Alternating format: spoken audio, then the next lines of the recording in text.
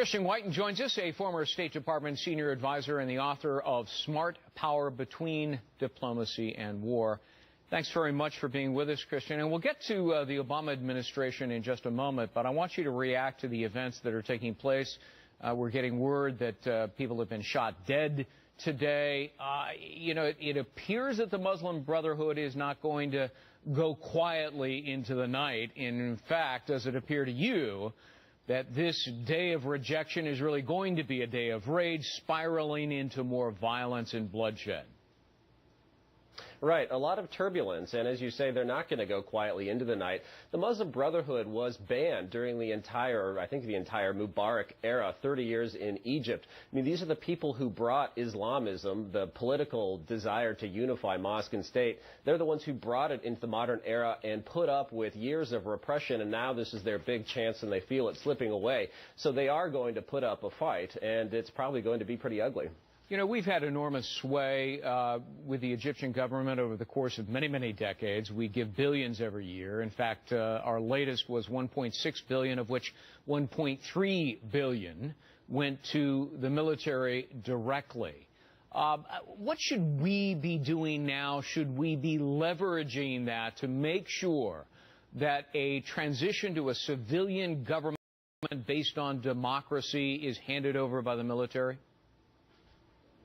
Yep, I think we should focus more on the political goal than the means. We don't really need to walk around like a zombie just incanting democracy and elections. We should focus on the ultimate goal, which is an accountable government that's part of a civilized order and that is is against corruption. I mean, that's a really big problem in Egypt, is the amount of corruption you have. It's something that U.S. financial assistance and military assistance hasn't done anything to help, and it's what drives all of this angst you're seeing in the streets in Egypt. Well, listen, you heard what Ambassador Bolton said about the Obama administration, and, he's also said that the diplomacy on behalf of President Obama has been nothing short of mush, I think was his word. The editorial in today's Wall Street Journal pretty much says the same thing. We'll put it up on the screen. The Obama administration has been caught trailing events at every turn, supporting Mr. Mubarak before abruptly throwing him over, and then embracing Mr. Morsi despite his authoritarian turn. Is that about right?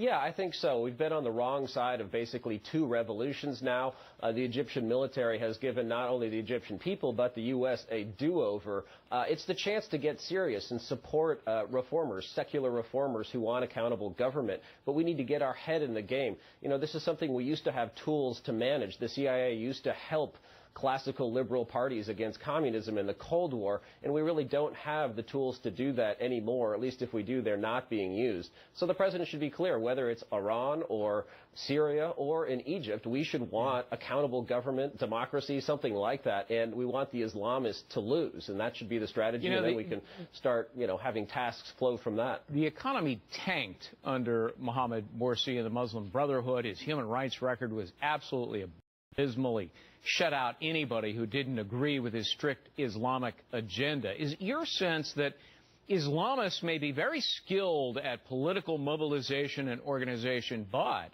when it comes to the hard work of governing and understanding pure economics in the marketplace to solve these economy problems, that they just don't know how? I think Islamism basically inherited a lot from communism. It's sort of the new totalitarian threat or alternative to capitalism and democracy. And, they really have no skill when it comes to that. It's an authoritarian form of government based on cronyism and not on merit. And so, yes, they can't manage the economy. Things go bad, especially in a state without hydrocarbons like Egypt. You know, General Sisi has gathered together some prominent opposition, Coptic Christians, Muslim leaders, to try to rewrite the Constitution and form a technocratic government and, to plan elections. Christian, is that a good sign for a future democratic Egypt? It's good. However, I'd rather see a strong opposition forming, crystallizing around an individual or a group of individuals that could be the president. The problem, the liberals made the rounds in Congress before Morsi was elected, and what they said was not impressive. They were focused more on retribution against the military rather than governing. The military will be an important flywheel on Egyptian democracy, and we'd like to see, I think, secularists working with the military and looking ahead and ideally crystallizing around, individual. Well, revolutions can sometimes be violent and ugly, and we'll wait and see as this one progresses. We're following it closely. Christian Whiton, thanks very much. Thank you, Greg.